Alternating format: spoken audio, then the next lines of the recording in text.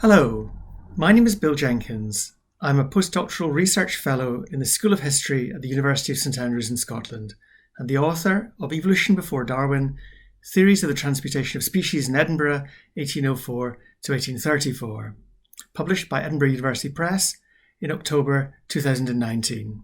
On the one occasion when Charles Darwin admitted having heard talk of what would later be called evolution while a student at the University of Edinburgh, he claimed he had listened in silent astonishment and, as far as I can judge, without any effect on my mind.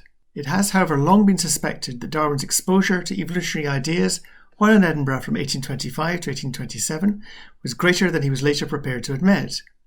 In a classic paper published in 1991, James Secord wrote that in light of the evidence of the existence of an important group of Edinburgh Lamarckians, as he called them, in Scotland's capital in the 1820s, our current picture of the acceptance of evolution needs to be overhauled.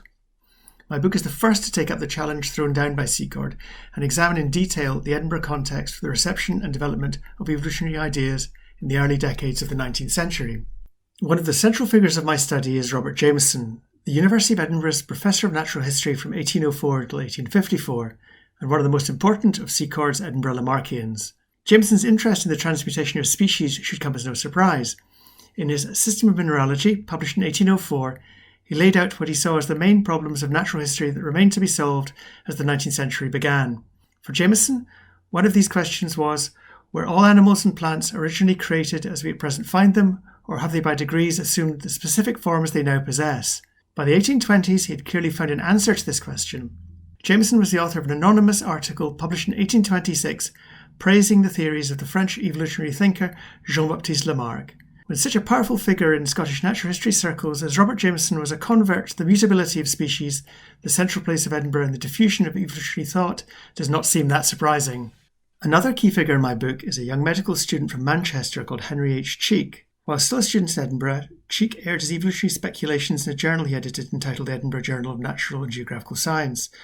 Like Darwin, his contemporary at the medical school, he was also an active member of the Plinian Natural History Society, a student society where all manner of daring ideas about the natural world were openly discussed.